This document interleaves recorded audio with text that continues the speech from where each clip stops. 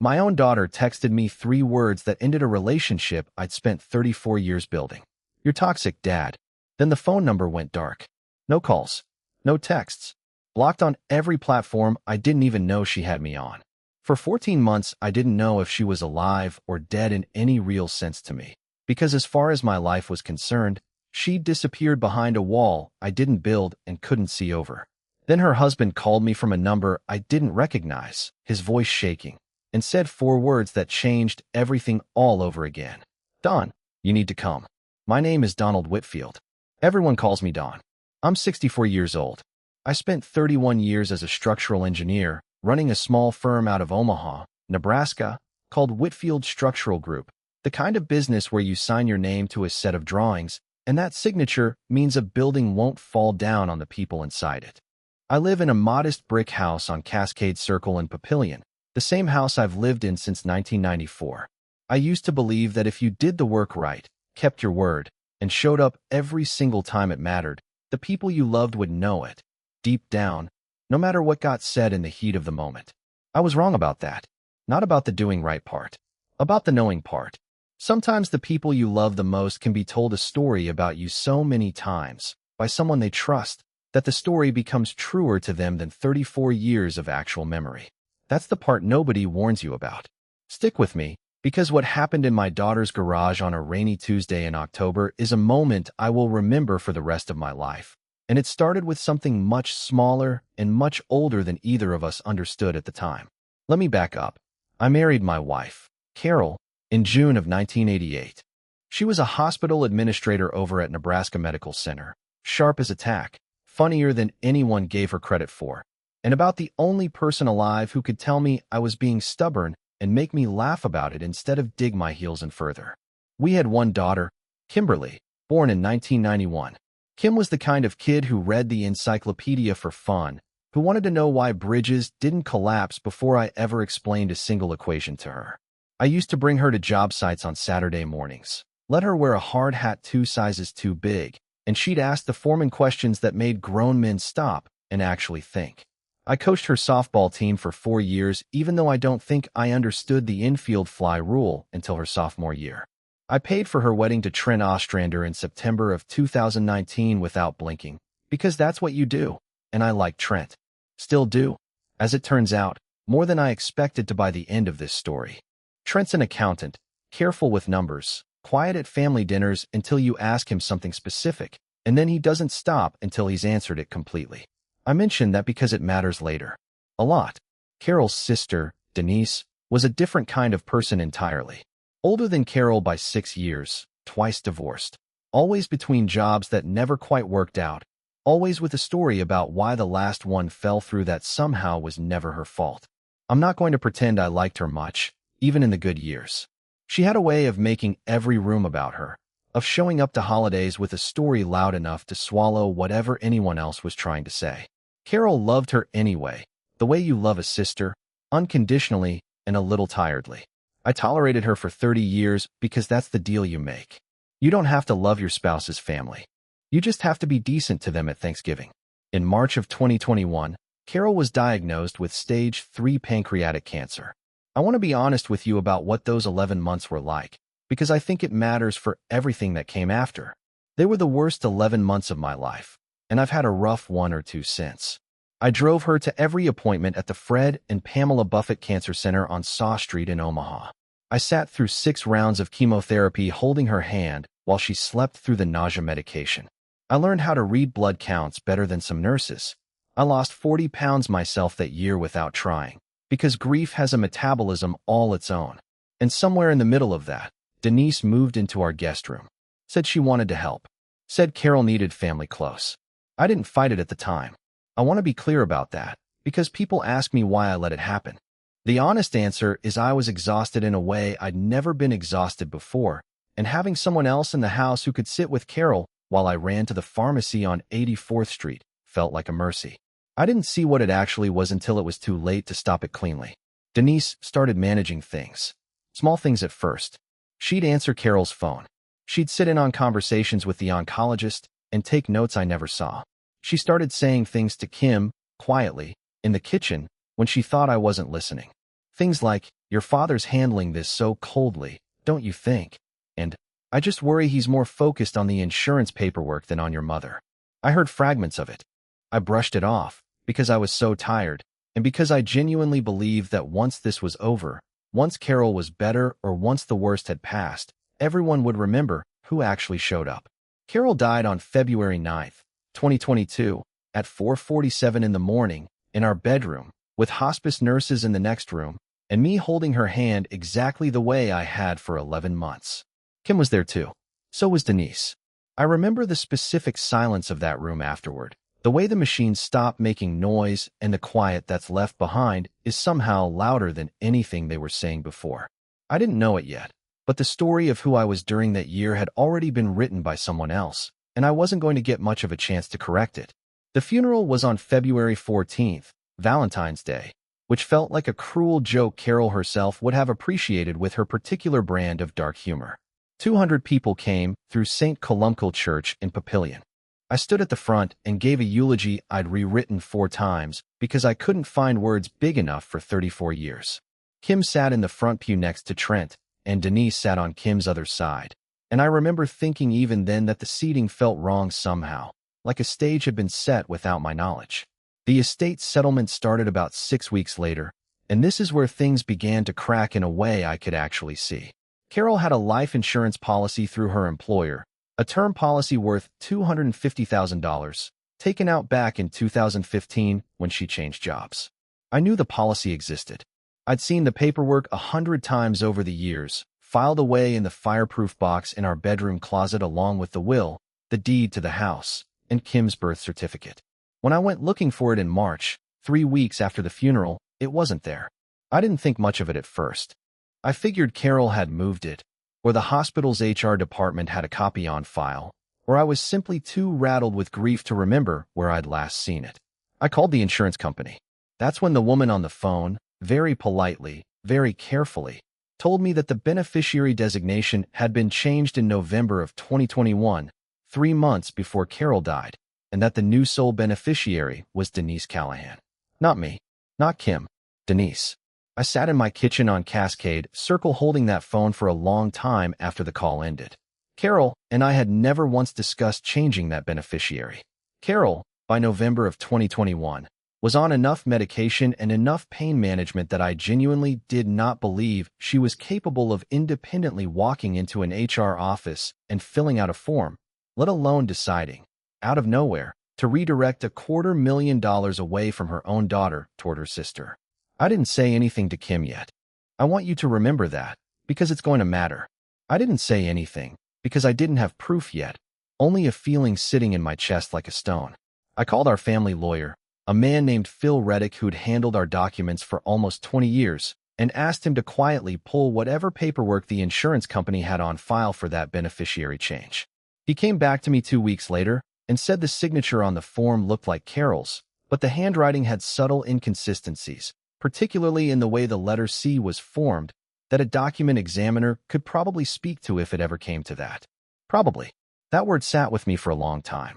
I wasn't ready, at that point, for months after losing my wife, to accuse her own sister of forging her signature. So I sat on it. I told myself I'd handle it later, when I had more strength. That decision, sitting on it, waiting, being reasonable, is the single biggest regret of this entire story, because while I was being careful, Denise was not being careful at all. She was busy rewriting history in real time, in my own daughter's ear, one conversation at a time. It started slow. Kim would call less. When she did call, there was a distance in her voice I couldn't place. In May, at a dinner at my house, she brought up, almost casually, that Denise had mentioned I'd been difficult during Mom's treatment. Controlling. Cold. Focused on logistics instead of comfort.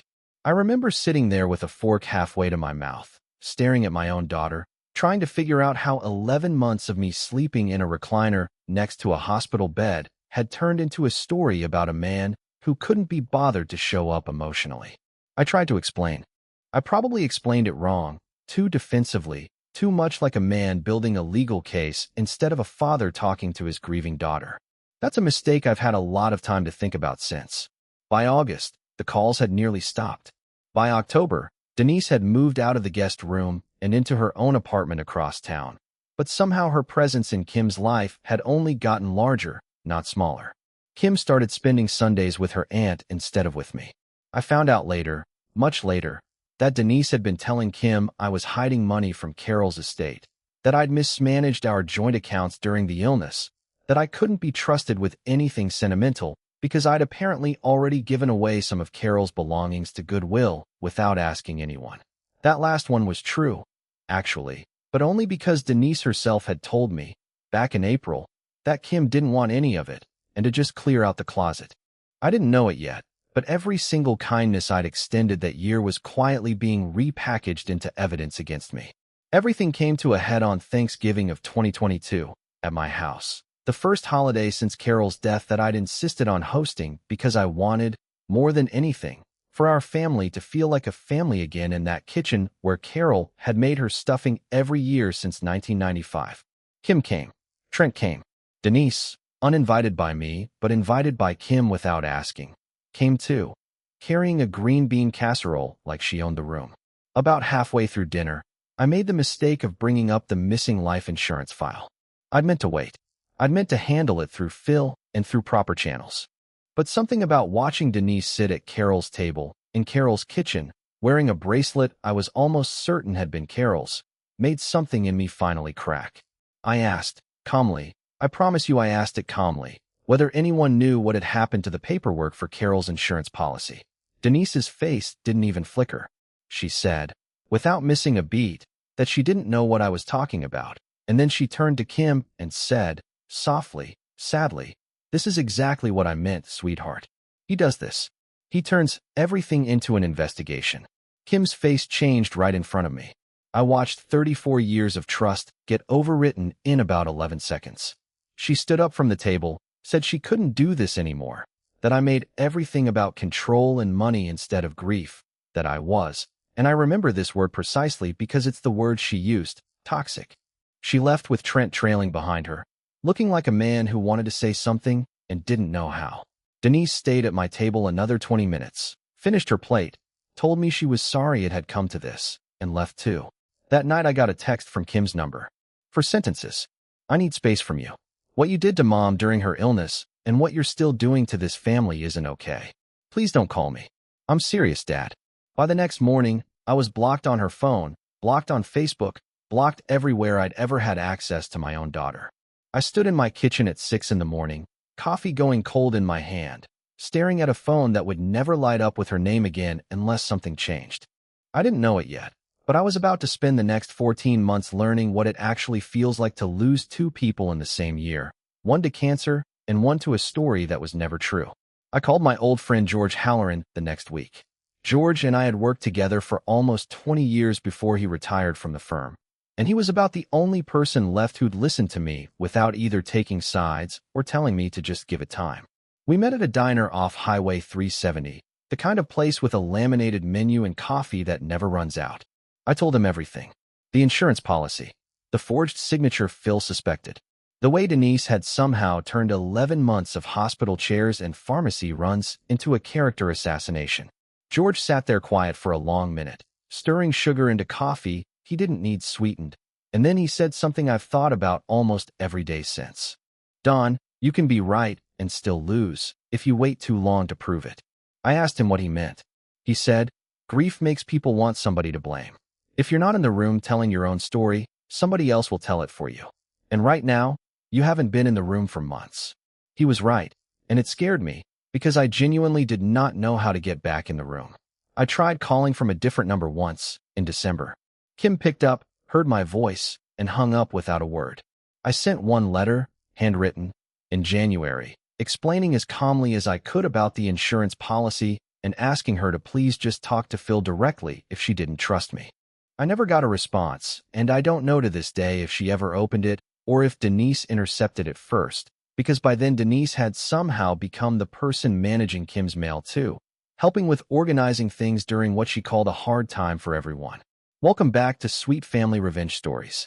If you're just joining us, grab a coffee, get comfortable, because this story is about to take a turn nobody in that family saw coming, including me.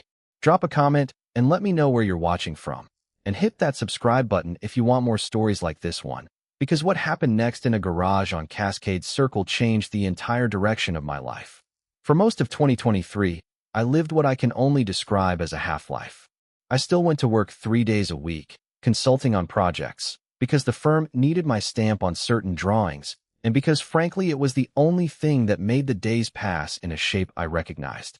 I still went to church on Sundays, sat in the same pew, alone now, where Carol and Kim used to sit beside me.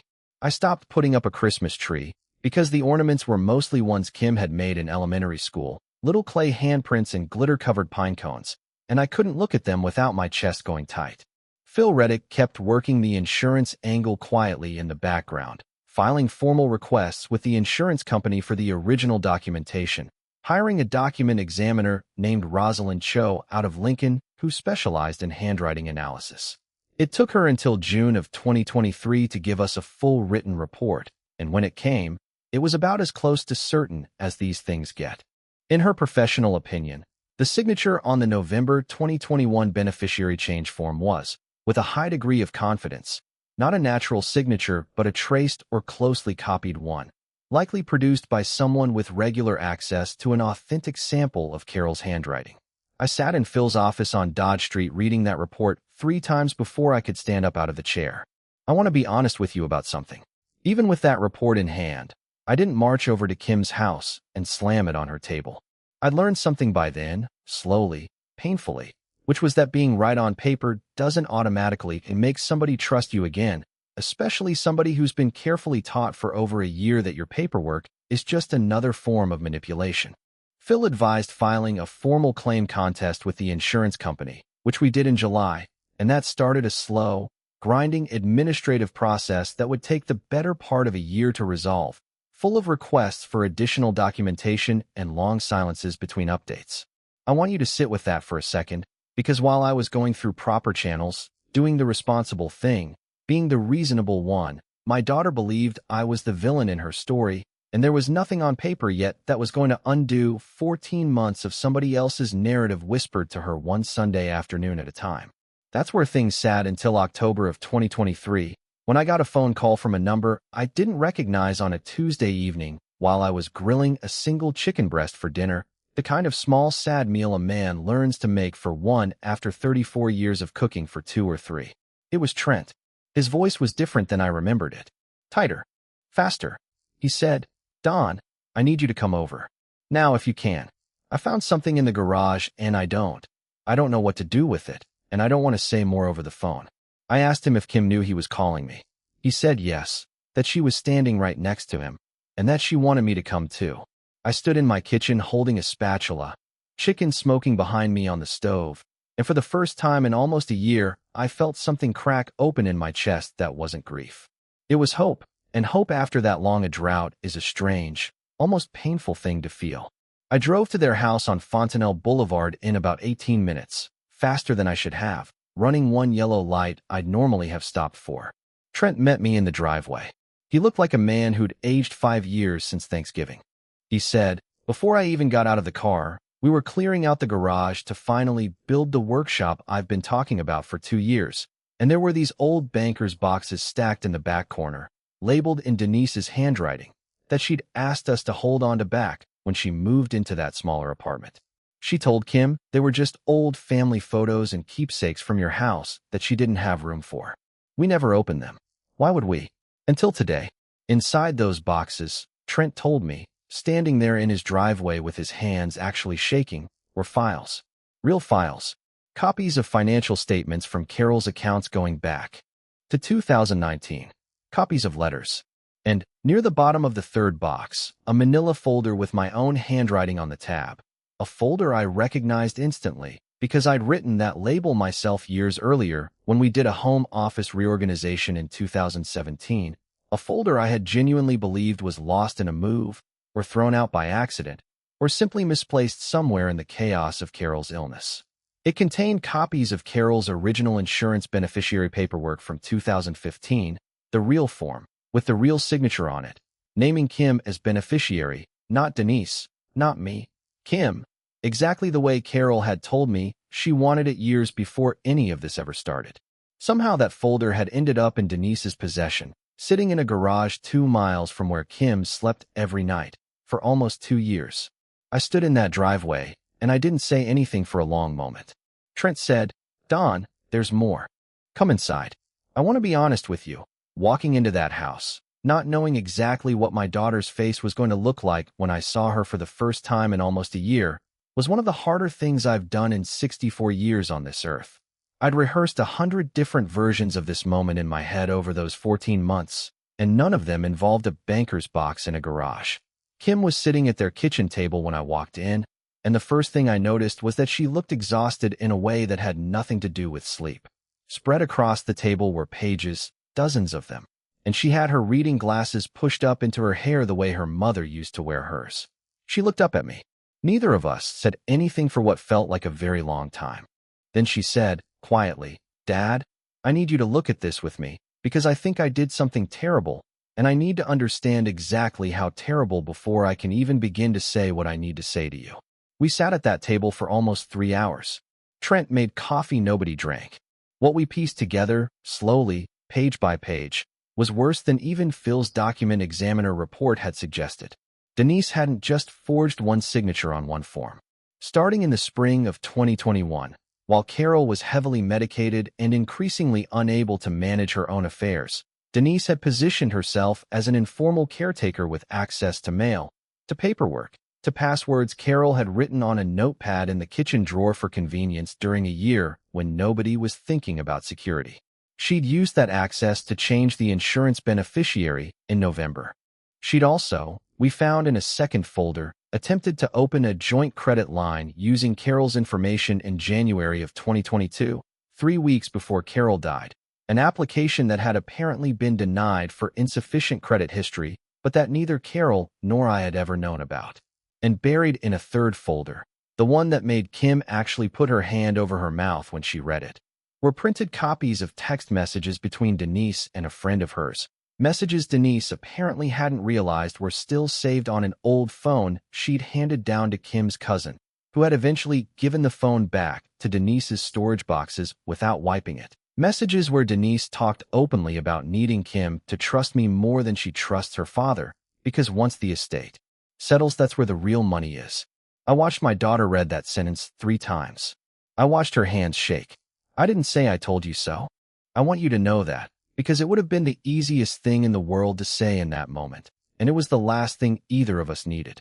Instead, I just sat there and let her get there on her own, because that's the only way it was ever going to actually land. She looked up at me finally and said, "She told me you gave Mom's things away out of spite. She told me you barely visited the hospital toward the end. She told me the missing insurance file was proof you'd hidden something." Her voice cracked. "I believed her, Dad. I believed all of it. And you kept sending me things, calling me, trying, and I blocked you. I called you toxic, in front of everyone. And the whole time." She couldn't finish the sentence. I reached across that table and took her hand, the same way I used to when she was small and scared of thunderstorms, and I said the only thing I actually had ready, because I'd thought about this moment more times than I could count over 14 sleepless months. I said, "You didn't fail me, Kim. You trusted someone who was counting on exactly that. That's not the same thing as being a bad daughter. It just means she was better at lying than I was at proving I wasn't."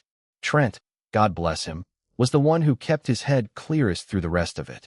He's an accountant, remember, and once the shock wore off enough for him to think in numbers instead of feelings, he sat down with all 3 boxes and started building a timeline, cross-referencing dates on the forged documents against Denise's own bank statements, which, as it turned out, she'd also carelessly left in one of those boxes. What he found was that within 4 months of that insurance beneficiary change going through in November of 2021, for months before Carol even died, Denise had made a down payment on a leased Lexus and paid off a chunk of credit card debt she'd been carrying for years, using money that, at the time, had no legitimate source Trent could identify.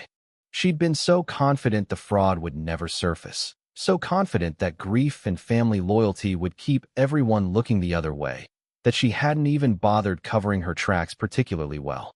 She'd simply counted on nobody ever looking. We called Phil Reddick that same night, at nearly 9 o'clock, and he told us to bring everything to his office first thing in the morning and not to say a word to Denise before then. I didn't sleep that night. I don't think Kim did either, because she called me at 6 the next morning, her voice still thick with tears, and said, "Dad, can I ride with you to Phil's office? I don't want to do this without you." I sat in my truck in her driveway for a minute after we hung up, just breathing, because that was the first time in 14 months my daughter had asked me for anything at all, and it felt like being handed back something I genuinely thought I'd lost for good.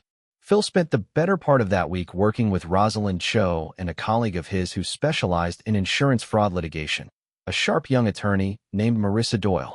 Between the forged signature confirmed by 2 independent examiners now, the timeline Trent had built, and the text messages Denise herself had apparently forgotten still existed, Phil said we had, in his words, about as clean a case as he'd seen in 20 years of practice. The insurance company reopened the claim within days once formal legal counsel got involved with documented evidence of fraud, and by early December of 2023, they froze the payout entirely pending investigation, which meant Denise, who by that point had already spent a significant portion of that $250,000, was suddenly facing not just the loss of money she'd never legitimately had, but a criminal referral for insurance fraud and forgery that Marissa filed with the Sarpy County Attorney's Office on December 8th. I want to pause here and tell you what it actually felt like, because I think people imagine revenge as some loud, satisfying thing, and honestly, sitting in Phil's office watching Marissa explain the charges being filed, what I mostly felt was tired. Tired in a way that went all the way down. Not triumphant.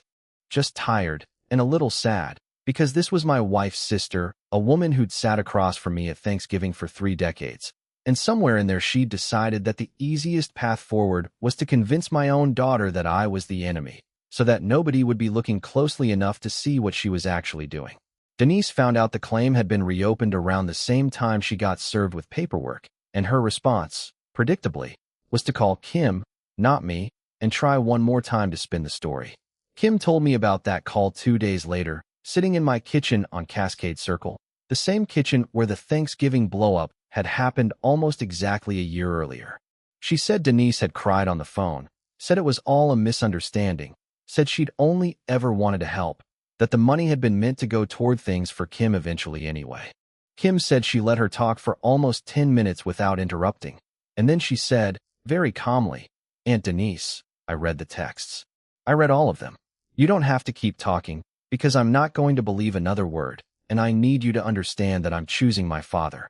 Then she hung up and blocked her, the same way she'd blocked me 13 months earlier, except this time the block was landing exactly where it should have been landing all along. The criminal case moved slower than any of us wanted, the way these things always do. Denise was formally charged in February of 2024 with forgery and insurance fraud, 2 felony counts under Nebraska law given the amount involved. She hired a lawyer of her own, tried to argue that Carol had verbally authorized the change before her cognitive decline worsened, an argument that fell apart fast once Rosalind Cho's analysis and the timeline of Carol's actual medical records, which showed significant cognitive impairment from pain medication by that point, got entered into evidence. In August of 2024, rather than go to trial, Denise accepted a plea agreement. 2 years probation, restitution ordered for the credit line application and associated costs, and a permanent record that will follow her for the rest of her life. She was also, as part of the civil resolution Marissa negotiated separately, required to formally acknowledge the fraudulent beneficiary change, which allowed the insurance company to finally release the original $250,000 to its rightful, intended beneficiary. Kim didn't want to take the money at first. She sat across from me at that same kitchen table in September of 2024, almost a full year after Trent's phone call, and said she felt sick about it, that it felt like blood money, that every time she thought about spending $1 of it, she thought about everything it had cost to get there. I told her something I believed then and still believe now. I said, "Your mother wanted this to be yours long before any of this happened." That's what the original form said, back in 2015, before anyone got sick, before anyone got greedy. Taking it isn't letting Denise win anything. It's just finally letting your mother's actual wishes stand. She cried again at that table, but it was a different kind of crying than the kind I'd watched over those 3 hours back in October. And I think that's when I finally understood we were actually going to be all right. What surprised me most through all of this, if I'm honest, wasn't the fraud itself. People do desperate, ugly things when they think money and grief have given them an opening. What surprised me was how completely Trent stepped into the middle of it.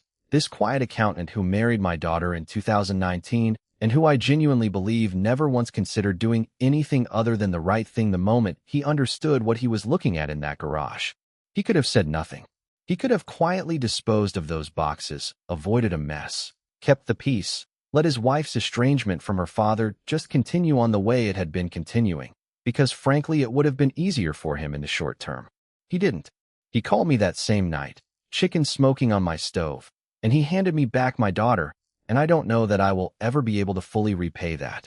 Kim and I have Sunday dinner together now, every week, at my house on Cascade Circle, the same table where Thanksgiving fell apart in 2022. Trent comes too, and sometimes he brings the folder from that garage, not to relive it, but because Kim asked him to keep it, said she wanted physical proof somewhere in the house of exactly how close she came to losing something she can't get back another way. Last month, she brought over a box of her own, old photographs from when she was small, riding on my shoulders at a job site in her oversized hard hat, and we spent an evening going through them together, laughing at some, going quiet at others, the way you do when you're rebuilding something you thought was gone for good. I don't talk to Denise anymore, and I don't imagine I ever will again, not out of some ongoing need for revenge, but because there's simply nothing left to say to somebody who was willing to spend 14 months of my relationship with my own daughter as collateral for $250,000 she never should have touched in the first place. I heard through a cousin that she moved to Kansas City sometime last spring, started over somewhere nobody knew the story. I hope, honestly, that she figures out a version of herself that doesn't require lying to the people who trust her, though I've learned the hard way that hoping and expecting are two very different things. If there's one thing I want you to take from this, it's not really about the money, and it was never really about proving I was right on paper, though I won't pretend that didn't matter.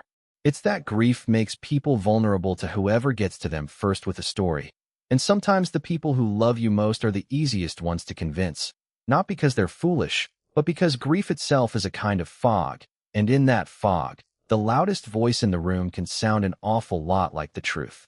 I sat quiet, for too long, trying to be reasonable, trying to let the process work the way it was supposed to, and I nearly lost my daughter permanently because of it. What actually saved us wasn't the insurance company, or the lawyer, or even the document examiner, though all of them mattered. What saved us was a son-in-law who opened a box he had every reason to leave closed, and a daughter who, once she finally saw the truth sitting in front of her in her own handwriting on a folder tab I'd written 7 years earlier, chose to walk back across a year of hurt, instead of staying on the other side of it out of pride. I think about Carol a lot these days, more gently than I used to. I think about the fact that she wrote Kim's name on that beneficiary form back in 2015, years before any of this ever happened, back when we were all just a family having dinner on Sunday nights. No cancer, no forged signatures, no boxes in a garage. I like to think, if she's watching any of this from wherever she is now, that what she'd care about most isn't the money finally landing where it was supposed to. It's that her daughter and her husband found their way back to the same table. Last Sunday, Kim brought over a pot of stuffing, Carol's recipe, the one she used to make every Thanksgiving in that kitchen. It wasn't quite right, a little too much sage, not enough butter, and I didn't say a word about it. I just sat there at that table with my daughter and my son-in-law, eating stuffing that tasted like coming home, and for the first time in almost 2 years, the silence in that kitchen wasn't the kind that follows a loss. It was just Sunday dinner, the way it was always supposed to be. If this story meant something to you, if it reminded you of your own family, your own fights, your own long roads back to somebody you thought you'd lost for good, hit that like button, drop a comment, and tell me where you're watching from. And subscribe if you want more stories like this one. I'll see you on the next one.